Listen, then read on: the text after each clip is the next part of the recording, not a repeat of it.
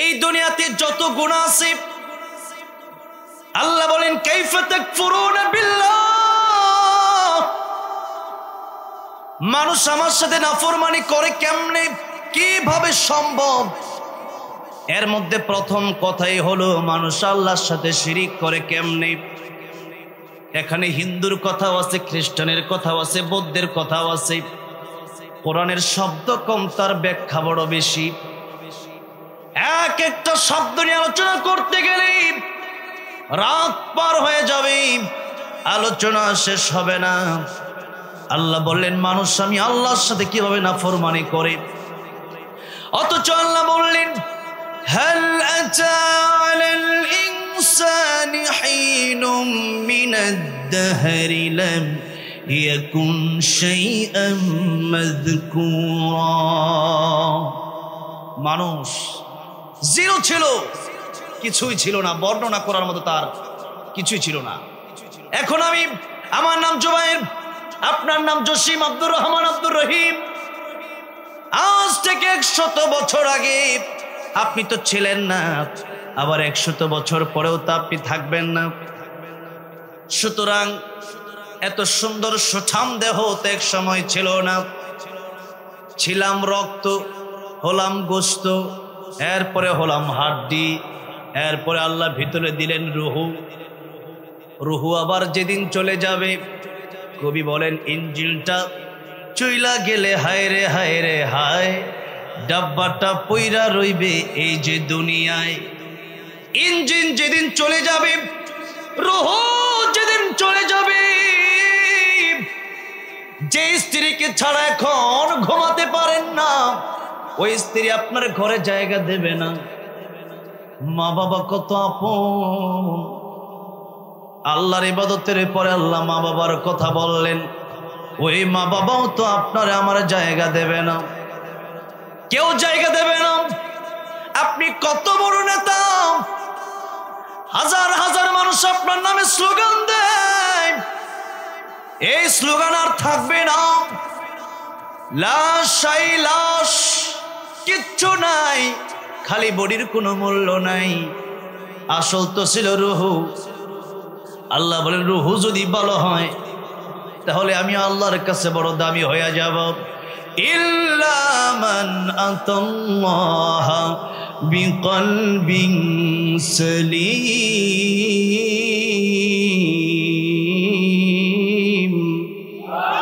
অন্তরটা যদি ভালো হয় গোটা দেহ ভালো হয়ে যায়। কারণ আমার গোটা দেহরে পরিচালনা করে আমার অন্তরে। কিসে পরিচালনা করে? অন্তরে পরিচালনা। এটা হচ্ছে ইঞ্জিন। এই জন্য ইঞ্জিন চলে যাওয়ার পরে আর নেতার নেতাগিরি থাকে না। এত টাকা, গাড়ি বাড়ি কিচ্ছু থাকবে না। যেদিন মরে যাবেন, বাড়ি তো 5 তলা 10 তলা আপনার টাকায় আপনি করছিলেন, এটা তো অন্য মানুষের টাকায় করেন নাই। কিন্তু ওই 5 তলায় যদি আপনি ওসিয়ত করে যান যে একটা তালা আমার জন্য বরাদ্দ করবা, কেউ করবে নাকি? করবে না। ওটা তো মরে গেছে, তো এখন তার ওসিয়তের দামটা রইল কোথায়? আর 5 তলায় রাখলে পরে কয়েকদিন পরে লাশ গন্ধ বের হবে, রাখা যাবে না। এই যে কয়েকদিন আগে ছোট্ট একটা, গতকাল বা পরশু দিনের ঘটনা, মুনতাহা মেয়েটার হত্যা করছে। কত বড় নিকৃষ্ট মানুষ, তাদের কিন্তু বলছে উলাইকা কাল আনামি বাল হুম আদল। নিষ্পাপ একটা মাসুম বাচ্চারা হত্যা করে ফেলছে। 1 দিন 2 দিন 3 দিন বাপ মা খোঁজ খবরের জন্য 1 লাখ 2 লাখ 5 লাখ টাকা পুরস্কার দেওয়া হবে। কিন্তু পুরস্কারের ঘোষণা দিলে কি হবে? 7 দিন আগে তুমি মরে গেছি। এই যে মেয়েকে মেরে ফেলল, 3 দিন 4 দিন 5 দিন 1 সপ্তাহ পরে লাশ থেকে গন্ধ বের হচ্ছে। ও মুসলমান, আপনাদেরকে জিজ্ঞাসা করতে চাই, আজকের ওয়াজ মাহফিলে আমার মরণ হতে পারে কি পারে না? আপনার মরণ হতে পারে কি পারে না?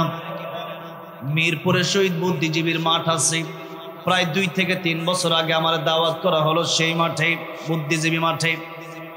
আমার বয়ান বাদ মাগরিব আসরের পরে আমি চলে গেলাম সেখানে। অনেকগুলো কবর সেখানে আছে। চিন্তা করলাম সবাই তো আর খারাপ, অনেক ভালো মানুষ তো আছে। একটু কবরগুলো জিয়ারত করে আসি। অনেকগুলো কবর জিয়ারত করতে করতে করতে করতে হঠাৎ করে আমার চোখের সামনে একটা লেখা ভেসে উঠল, ফিরোজ শাহ গানের শিল্পী। আমার মনে পড়ে গেল সেই কথা, ফিরোজ শাহ তো সেই শিল্পী, যে শিল্পী গানের মঞ্চে গান গাচ্ছিল। 1 মিনিটের নাই ভরসা, সঙ্গ হবে রং তামাশা, দম ফুরাইলে বন্ধু চক্ষু বুঝিলে, দম ফুরাইলে বন্ধু চক্ষু বুঝিলে। 1 মিনিটের নাই ভরসা তার মুখ থেকে যখন উচ্চারণ হচ্ছিল, স্টেজের ভেতরে মাইকটা নিয়ে পড়ে গেল। মানুষ চিন্তা করলো কি বেহুশ হয়ে গেল না কি হলো। বুকের মধ্যে হাত দিয়ে দেখা যায় কলব আর লড়ে না। এই তো ছিল জীবন, আমার আপনার জীবন তো এই তো জীবন। এখানে আলোচনা করে আমি আবার বাড়ি যেতে পারবো কিনা জানি না, আপনি আলোচনা শুনে বাড়ি যেতে পারবেন কিনা জানেন না। সুতরাং আল্লাহ রাব্বুল আলামিন বললেন, ইযা জাআ আজালুহুম লা ইস্তাখিরুনা সাআতাও ওয়া লা ইস্তাকদিমুন। মৃত্যুর সময় যখন চলে আসবে, 1 সেকেন্ড আগেও মরণ আসবে না, 1 সেকেন্ড পরেও মরণ আসবে না। মরণের সময় হয়ে গেলে সাথে সাথে মালাকুল মাউত চলে আসবে। সুতরাং মৃত্যুর প্রস্তুতি আমাদের 24 ঘন্টা নিয়ে রাখার দরকার আছে না নাই? জুড়ে বলেন। আল্লাহ বললেন সূরা তাহা, ইন্নাস সাআতা আতিয়াতুন আকাদু খুফিহা লিতুজজা কুল্লু নাফসিন বিমা তাসআ। এখানে সা মানে কিয়ামত বলা হয়েছে, কিন্তু কিয়ামতের 2টা ব্যাখ্যা এসেছে। আল্লাহর নবী বললেন, একটা হলো কিয়ামতে কুবরা, আরেকটা হলো কিয়ামতে সুগরা। কুবরা মানে বড়, সুগরা মানে ছোট। নবীজি বললেন, মান মাতা ফাকাদ কামাত কিয়ামাতুহু, যার যেদিন মরণ হয়ে যায় তার সেদিন থেকেই কিয়ামত শুরু হয়ে যায়। মরণ যেদিন হয়ে যাবে কিয়ামত শুরু হয়ে যাবে। শুধু তাই না, মরণের আগেই ভালো মানুষ যদি হয়, সেই মানুষের কাছে আল্লাহর রহমতের ফেরেশতা চলে আসে আর বলতে থাকে, যারা পারেন আমার সাথে ঠোঁট মিলিয়ে পড়েন, ইয়া আইয়াতুহান নাফসুল মুতমাইন্নাহ ইরজিই ইলা রাব্বিকি রাদিয়াতাম মারদিয়া ফাদখুলি ফি ইবাদি ওয়াদখুলি জান্নাতি। হে ভালো অন্তর, ভালো মন, চলে যাও তোমার রবের দিকে। কোন অবস্থায়? রাদিয়াতাম মারদিয়া, তোমার আল্লাহ তোমার প্রতি খুশি, তুমি আল্লাহর প্রতি খুশি, কোনো টেনশন নাই, কোনো চিন্তা নাই। লাল গালিচা বিছিয়ে দিলাম, চলে আসো আমার আল্লাহর কাছে। মরতে দেরি হবে, আমার আল্লাহর সাথে তোমার সাক্ষাৎ হতে দেরি হবে না। সুবহানাল্লাহ, জোরে কোন। আল্লাহর দেখার ইচ্ছা আছে না নাই? দেখা হবে জান্নাতে। কোথায় দেখা হবে? দুনিয়ার মানুষের প্রেমে পাগল হইছেন, শুধু মানুষের প্রেমে পাগল হয়েন না।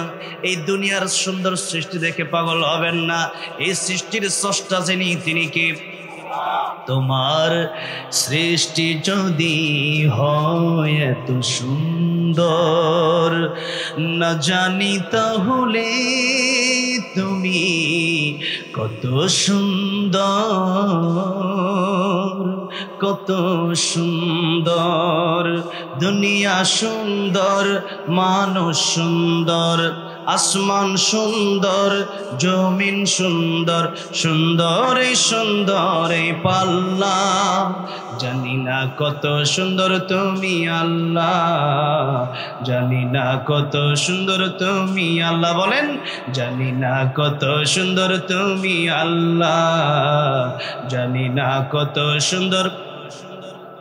ঝরনা ছুটে চলে একে বেঁকে, পৃথিবীর বুকে কত ছবি এঁকে, নদীর ওই কলতানে সাগরের গর্জনে, নদীর ওই কলতানে সাগরের গর্জনে, ঢেউয়ে ঢেউয়ে দেয় পাল্লা, জানি না কত সুন্দর তুমি আল্লাহ, জানি না কত সুন্দর। সুবহানাল্লাহ পড়েন। আল্লাহ সে দেখা করার ব্যাপারে আল্লাহ তাআলা বললেন, ফামান কানা ইয়ারজু লিকা রাব্বিহি ফালইআমাল আমালান সালিহা ওয়া লা ইউশরিক বিইবাদাতি রাব্বিহি আহাদা। জোরে করে আল্লাহু আকবার। আল্লাহ বললেন, যারা আমার সাথে দেখা করতে চায়, আমার সাথে যারা সাক্ষাৎ করতে চাই, তারা যেন নেক আমল করে আর শিরিক মুক্ত ইবাদত যেন তারা আমার কাছে নিয়ে আসে। কি মুক্ত ইবাদত? শিরিক মুক্ত ইবাদত। আজকে আমাদের ইবাদত আছে, শিরিকও আছে না নাই? শিরিকের অভাব নাই। এই তো বাংলাদেশ থেকে যখন মূর্তিগুলা ভাঙ্গা হচ্ছিল, রিপাবলিক বাংলা একটা চ্যানেল আছে ইন্ডিয়াতে, ইন্ডিয়ার এক সাংবাদিক আছে, ওইটা মিনমিন নামই হয়ে গেছে, মিনমিন সাংবাদিক। ওটা বাংলাদেশ নিয়ে এত মাথা কামায়, নিজের ঠিক নাই, কিন্তু বাংলাদেশ নিয়ে তার মাথা কামানোটা বেশি, নিজের খবর নাই। সে বলতেছে, দেখো বাংলাদেশ শুরু হয়েছে কি, তার মাথা গরম হয়ে গেছে। আমার দেশের মানুষ শান্তিতে আছে, আর মাথা গরম তার। তোর মাথা গরম কিল্লিগা? তার মাথা গরম হয়েছে এই জন্য। আরে আমাদের ইন্ডিয়ার ভিতরে আমরা তো ডাইরেক্ট মূর্তিরে সেজদা করি, ডাইরেক্ট মূর্তিরে পূজা করি। এখন বাংলাদেশের মানুষ তো মুসলমান, ওরা তো ডাইরেক্ট আর পূজা করবে না, সুতরাং নানান ধরনের মানুষের ছবি বানায় যে দেওয়া, এটা তার ঠিক পূজা করবে। এখন যেহেতু মূর্তিগুলো ভেঙে দেওয়া হয়েছে, তার মাথা গরম হয়ে গেছে। আমরা যে আইন, যে সিস্টেম, যে মূর্তি পূজা চালু করতেছিলাম, আস্তে আস্তে ওটা তো বন্ধ হয়ে যাবে। এই জন্য ও মুসলমান, আজকে আমরা নামে মুসলমান হয়েছি, শিরিক তো আমাদের দেশে অভাব নাই। মূর্তি বানানো হালাল না হারাম? এই হারাম কাজের ভিতরে জড়িত ছিল অনেক লোক। বাংলাদেশের স্কুল, কলেজ, ইউনিভার্সিটির অনেক প্রতিষ্ঠানের ছেলে মেয়েদেরকে মাথা নোয়ানো হয়েছে। নাউজুবিল্লাহ বলেন। এই সমস্ত কাজ যারা কইরাও ছবি দিছে, এরা মুসলমান না মুনাফিক? মুনাফিকের জায়গা কই হবে? আল্লাহ বললেন, ইন্নাল মুনাফিকিনা ফিদ দারকিল আসফালি মিনান নার ওয়া লান তাজিদা লাহুম নাসীরা। ওগো নবীজি, কিয়ামতের ময়দানে মুনাফিক যারা হবে, এদের জাহান্নামের সবচেয়ে অতল কবর তাদের জায়গা হবে। জাহান্নামের সবচেয়ে কঠিন শাস্তি তারা ভোগ করবে। আর আল্লাহর নবীকে বললেন, ওয়ালান তাজিদা লাহুম নাসীরা। কোন সাহায্যকারী কিয়ামতের ময়দানে মুনাফিকের জন্য খুঁজে পাওয়া যাবে না। একজন মুনাফিক, তার জানাজাও নবী পড়ালেন। আল্লাহ বলেন, নবী আপনি জানাজা পড়ালেও মুনাফিকের কোনো ক্ষমা হবে, দোয়া করলেও কোনো ক্ষমা হবে না। আপনি 50,000 টাকা দিয়ে হুজুর ভাড়া করে জানাজা পড়াই দিচ্ছেন, এত সস্তা না? ওই যে জানাজার নামাজ পড়াইছে, জানাজার নামাজ পড়াই কি টাকা কি কয় দরকার নেই, ইতিমখানায় দিয়ে দিও। আর আপনি হুজুর ভাড়া করছেন 50,000 টাকা দিয়ে জানাজা পড়ানোর জন্য। যে আপনার বাপে ছিল মুনাফিক, সারা জীবন ইসলামের বিরুদ্ধে কথা বলছে, তো মনে করছে আমি একবার নিষ্পাপ মাসুম। এরকম লোক নাই আপনার দেখেন নাই? কয়েকদিন আগে টাঙ্গাইলে এক লোক, আমি ওয়াজ করতেছি, আমার আগে আসছে সাবেক মন্ত্রী লতিফ সিদ্দিকী। হ্যাঁ, আমার কোনো পাপ নাই। ওপেনলি কত মাইয়া নিয়ে ঘুরে, আবার কয় পাপ বলে তার নাই। ওপেনলি কবিরা কবিরা কয় পাপ নাই। একটা মাসুম বাচ্চা পাওয়া গেছে, নাকি বলেন? সব আমরা পাপি, আর তুই মাসুম। আমি বললাম, এগুলো স্টেজে আনবেন না। যারা ইসলামের কথা বলতে পারবে, হক কথা বলতে পারবে, তারা কোন স্টেজে আসবে। ওর নাস্তিক কোরআনের ময়দানে কথা বলতে পারবে না। এটা কোরআনের মঞ্চ, এটা ফাইজলামির মঞ্চ না। এখানে যারাই কথা বলবে, কোরআনের পক্ষে কথা বলবে, কোরআনের বিরুদ্ধে কথা বললে ইজ্জতের বাড়ি হবে, ঠিক কিনা বলেন?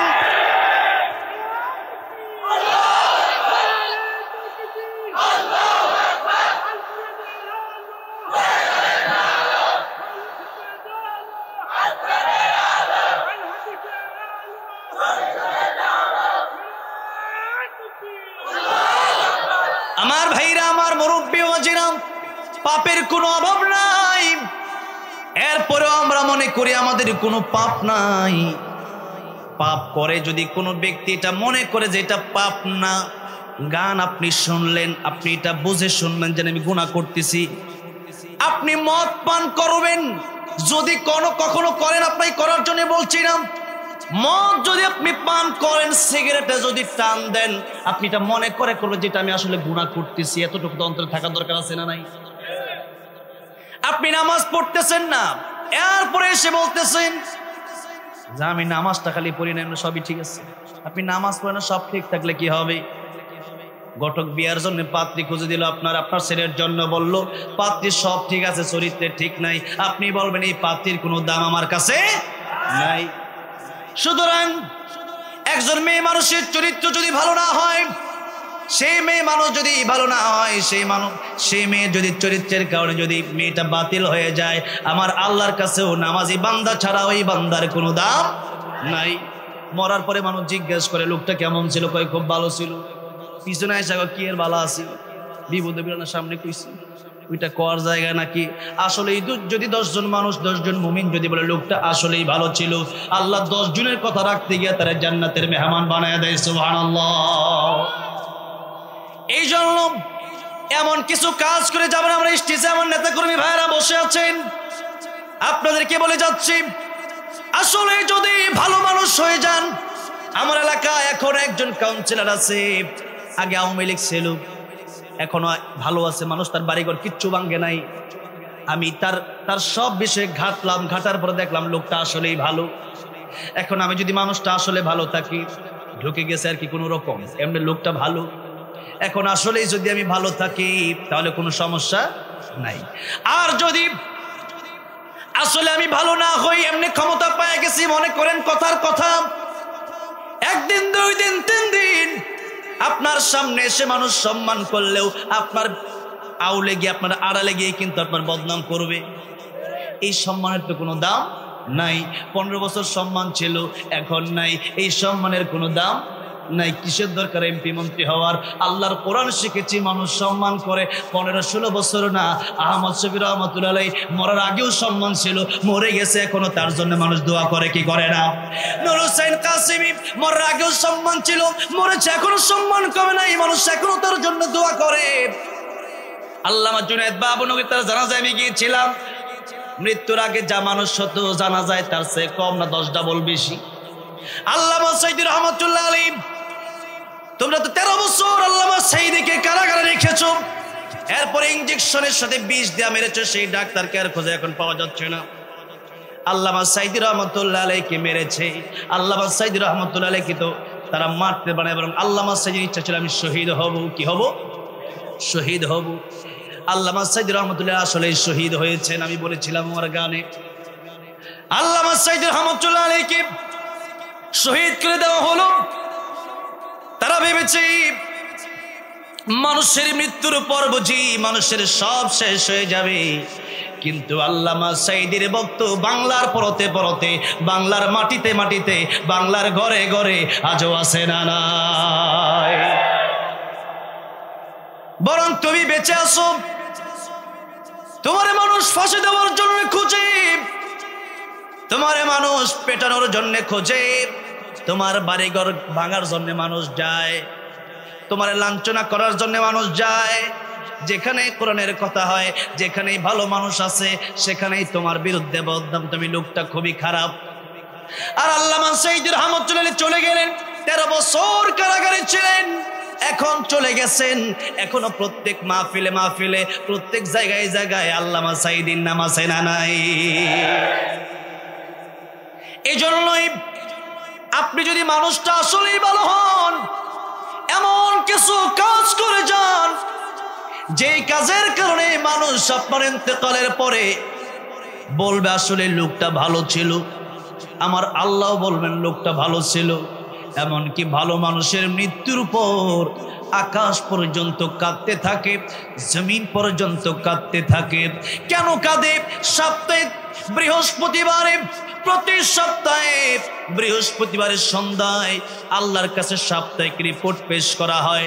ভালো মানুষের রিপোর্ট যখন পেশ করা হয়, নামাজ আছে, রোজা আছে, কোরআন তেলাওয়াত আছে, জিকির আছে, পিতামাতার খেদমত আছে, দান আছে, সদকা আছে, এত ভালো আমল দেখে আকাশ মুখরিত হয়ে যায়, আকাশে গ্রান হয়ে যায়, সেন্ট স্প্রের মতো গ্রান হয়ে যায়। সুবহানাল্লাহ। আর যখন বদকারীর আমল নামা আকাশ দিয়ে নিয়ে যাওয়া হয়, তখন আকাশ সেই বদ আমলের দুর্গন্ধে আকাশ নষ্ট হয়ে যায়। এই জন্য মানুষের মৃত্যুর পর ওই ভালো মানুষটার জন্য আকাশ পর্যন্ত দোয়া করে, জমিন পর্যন্ত দোয়া করে। শুধু তাই না, ভালো মানুষের মৃত্যুর পর আল্লাহর ফেরেশতারা পর্যন্ত তার জানাজায় হাজির হয়ে যায়। আল্লামা জুবাইর আহমদ আনসারী রাহমাতুল্লাহি আলাইহি ইন্তেকাল করেছিলেন। আল্লামা জুবাইর আহমদ আনসারী রাহমাতুল্লাহি আলাইহি ইন্তেকালের পরে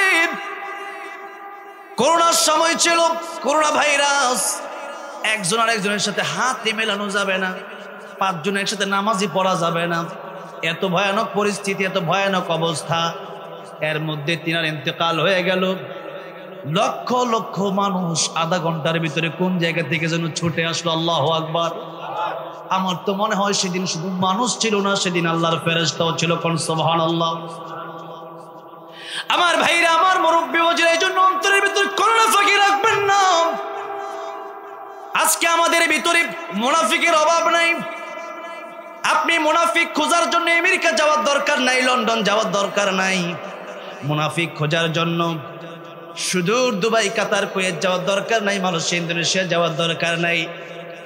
তাহলে কোথায় যাব? এই যে আশুলিয়া, সাভার, ওই মূল জায়গায় যাওয়ার দরকার নাই। আপনার এলাকায় খুঁজলেই দেখবেন 2-1টা মুনাফিকের অভাব নাই। 2-1টা করে মুনাফিক আপনি এমনি পাবেন। এতদিন 15 বছর ছিল এক জায়গায়, এখন কই উল্টে দিচ্ছে। বুঝেন নাই? আছে না নাই? এখনকে আমি তো তুঙ্গল লোক, আছে না নাই? অভাব নাই। খুব সাবধান, এদেরকে জায়গা দেওয়া যাবে। বাংলাদেশের সরকার, ডক্টর ইউনূস সাহেব, এই কথাটা হয়তো ওনার কাছেও যেতে পারে, আমি ওনাকেই বলছি। উপদেষ্টার ভিতরেও এখন কিছু মুনাফিক ঢোকানো হচ্ছে, এদেরকে বের করে দেন, না হলে বাংলাদেশ আস্তে আস্তে অন্ধকারের দিকে যাবে। এই জন্য আন্দোলন যেমন আগেও মানুষ করেছে, এখনো যদি উল্টা পাল্টা হয়, কোন নাস্তিক, কোন মুনাফিক যদি উপদেষ্টার জায়গায় গিয়ে বসে, বাংলার মানুষ আবার আন্দোলন করে তারে নামাতে বাধ্য হবে। কথা বলেন ঠিক না বেঠি? এই জন্য ভালো মানুষ বসান। আবু সাঈদ মুগ্ধ জীবন দিল কোন নাস্তিককে বাংলার জমিনে বসানোর জন্য না। আবু সাঈদ মুগ্ধ জীবন দিল কোন মুনাফিককে বাংলার ক্ষমতায় বসানোর জন্য না। বাংলার ক্ষমতায় তারাই বসবে যারা কোরআনের পক্ষে কথা বলতে পারবে, মুসলমানের পক্ষে কথা বলতে পারবে, দেশের পক্ষে কথা বলতে পারবে, তারাই বাংলার ক্ষমতায় বসবে। ঠিক কিনা বলেন? আর যদি এরপরেও এটা মনে করেন আমার ইচ্ছা মতো আমি চালাবো, উনিও ভাবছিলেন 2040 পর্যন্ত কারো বাপের ক্ষমতা নাই, কারো বাপের ক্ষমতা নাই, কিন্তু আমার আল্লাহর ক্ষমতা আছে না নাই? কারো বাপের ক্ষমতা লাগে না, আমার আল্লাহর ক্ষমতাই যথেষ্ট। আমার আল্লাহ মারতে হলে 50 জন লাগে না। আমার আল্লাহ নমরুদকে একটা মশা দিয়ে শেষ করে দিছে, ফেরাউনকে পানিতে ডুবাইয়া শেষ করে দিছে। তুমি আর কত বড় পালোয়ান, তুমি তো সিরিয়ালের বাইরে। এই জন্য ভাইরা আমার, বন্ধুরা আমার, মুরব্বী ওয়াজিরা আমার, আজকের মাহফিল থেকে শিক্ষা নিয়ে যাবেন। আমার যদি মনে চায়, যদি আপনার মনে চায় যে আমি হিন্দুত্ববাদ কায়েম করব বা তাদের সাথে থাকবো, তাদের সাথে একদিকে যান, 2 দিকে আসবেন না। নবীর পিছনে নামাজ পড়ে, পাগড়ি, জুব্বা সবই আছে, কিন্তু জিবরাইল আমিন যখন লিস্টে নিয়ে আসলেন, নবী দেখলেন প্রথম লিস্টে তার নাম যে পাগড়িওয়ালা, জুব্বাওয়ালা। নবী জিজ্ঞেস করেন এটা মুনাফিক কেমনে? জিবরাইল ডাক দিয়ে বলেন, ইয়া রাসূলুল্লাহ, মুনাফিক হওয়ার জন্য আপনি তারা ডাইরেক্ট দেখলে চিনবেন না। ওটা দাড়িও থাকবে, টুপিও থাকবে, জুব্বাও থাকবে, তলে তলে থাকবে শয়তানি। বাংলাদেশের সব হুজুর কি ভালো নাকি? আমি অনেক সময় বলছি হুজুররা যারা ভালো, আলহামদুলিল্লাহ তারা তো ভালো। হুজুররা সবচেয়ে বেশি ভালো। হুজুররা ইন্নামা ইয়াখশাল্লাহা মিন ইবাদিহিল উলামা। হুজুররা তো সবচেয়ে ভালো। কার কথা? আল্লাহর কথা। আল উলামা ওয়ারাসাতুল আম্বিয়া, নবীর কথা। কিন্তু বাংলাদেশের ভিতরে এমনও হুজুর আছে কোরআন তেলাওয়াত শুদ্ধ করে পড়তে পারে না, শিরিকের সাথে ডাইরেক্ট সম্পৃক্ত, বাবার মাজারে গিয়া সেজদাও করে। এমন হুজুরও বাংলাদেশে ওয়াজ করে কি করে না? এমন হুজুর ওয়াজ করে, এদেরকেও মানুষ আবার দাওয়াত দেয়। আজকে তারা গিয়ে ওয়াজের সময় কোরআন সুন্নাহ থেকে কোনো কথা নাই, খালি ডিজে জিকির করে। ওইটা আবার টিকটকার যারা টিকটক করে এরা আবার ওইটা ডিজে বানায়, ওরা আবার মুখ মিলাই, মাইয়া পোলা সব। কোন হুজুর কোনদিন জিকির করতেছে হিম হি হিম হি জিকির, ওইটা আবার জিকির নাকি না ভণ্ডামি? হিম হিম জিকির করতে, ওই জিকির এখন ডিজে দিছে বানায়, ডিজে বানায় দিচ্ছে। ওই ডিজে জিকির এখন সবাই মুখ মিলা টিকটকে বেড়া দিচ্ছে। ওই হুজুরকে আমি হিম জিকির করি নাই, তাহলে কি করছে? চিন্তা করে দেখেন, বাংলাদেশে আলতু ফালতু বাউল মমতাজের মতো লোক ওয়াজ করে। মমতাজও কিন্তু ওয়াজ করে। আপনি সার্চ দিন ইউটিউবে যে মমতাজের ওয়াজ শুনতে পারবেন। ওই বাউল শিল্পীরা ওয়াজ করে। কি ওয়াজ? তারা ওয়াজ করে, কিন্তু এই ওয়াজের একটা স্টেজ বানায় ওয়াজ করে, মারেফতের ওয়াজ। এরপরে বলে নামাজ, মনের নামাজ বড় নামাজ। আমি কইলাম তাহলে মনের খাউন বড় খাউন। নামাজ যদি মনে মনে পড়া যায়, তুই ভাত আর কালকে থেকে খাবি না, তোর বট গাছের সাথে বেঁধে রাখা হবে 3 দিন। তোর পানি লাগলে, খাবার লাগলে বলা হবে তুই মনে মনে কলা খা। ওইটা তো পারস না, বাটপাড়ির জায়গা পাও না। ও 12টা বেজে গেছে, আলোচনা তো শুরু করতে পারলাম না। আমার ভাইরা, আমার বন্ধুগণ, আধা ঘন্টা ঠিক আছে, 12:30 শেষ করে দেবেন ইনশাআল্লাহ। হ্যাঁ, লিল্লাহি তাকবীর। একটু জোরে দিতে হবে, লিল্লাহি তাকবীর। আমার ভাইরা, আমার মুরব্বি ওজিরাম, যে কথা বলছিলাম, অন্তরের ভিতরে নাফাকি রাখা যাবে না। যদি আপনার অন্তরে শিরিক থাকে, নাফাক থাকে, বেদাত থাকে, জান্নাত আপনার নসিব হবে না। এই জন্য আল্লাহ রাব্বুল আলামিন বললেন, কাইফা তাকফুরুনা বিল্লাহ, মানুষ আল্লাহর সাথে কেমনে নাফরমানি করে, অথচ এই নাফরমানির ভিতরে শিরিক হলো সবচেয়ে বড় নাফরমানি। এই শিরিক বাংলাদেশে আজকে মানুষের অন্তরে অন্তরে অভাব নাই, মুখে মুখে অভাব নাই, কাজে কর্মে অভাব নাই। শিরিক করা যায় 3 ভাবে। কয় ভাবে? অন্তর দিয়ে শিরিক করা যায়, জবান দিয়ে শিরিক করা যায়, কাজে কর্মের মাধ্যমে শিরিক করা যায়। এবার আসেন, মুখে মুখে আমাদের শিরিক। যেরকম একটা কথা আমরা এতদিন শুনে আসছি, এখন থেকে এটা বন্ধ করে দিতে হবে। ক্ষমতার উৎস জনগণ না, ক্ষমতার উৎস আমার আল্লাহ। জোরে বলেন কে? আল্লাহ। এবার আসুন, অন্তরে অন্তরে এই কথা বিশ্বাস করাম যে আল্লাহও দিতে পারে, আমার বাবাও আমারা দিতে পারে। এরকম বিশ্বাস করার নাম শিরিক। এরকম বিশ্বাস করার নাম কি? শিরিক। আবার আল্লাহরেও সিজদা দিলেন, বাবারে সিজদা দিলেন, ওটার নামও শিরিক। শিরিক যদি আপনি করেন, আল্লাহ বললেন লা ইন আশরাকতা লা ইয়াহবাতান্না আমালুক ওয়া লা তাকুনান্না মিনাল খাসিরিন। ওগো নবীজি, আপনি নিজেও যদি শিরিক করেন, আল্লাহ নবীর ডাইরেক্ট বললেন, নবী আপনি নিজেও যদি শিরিক করেন, তাহলে আপনার পূর্বের আমল সব বরবাদ হয়ে যাবে। যেরকম আপনি হজ করে আসলেন, কথার কথা, হজ করে আসার পরে কোনো কারণে এক ওয়াক্ত নামাজ কাজাই হয়ে গেল, হজ কি বরবাদ হয়ে যাবে নাকি? অথবা নামাজ পড়ে গেলেন বাজারে, কোনো কারণে একটা মিথ্যা কথা বলেই ফেলছেন, তার মানে কি নামাজ কি বাতিল হয়ে যাবে নাকি?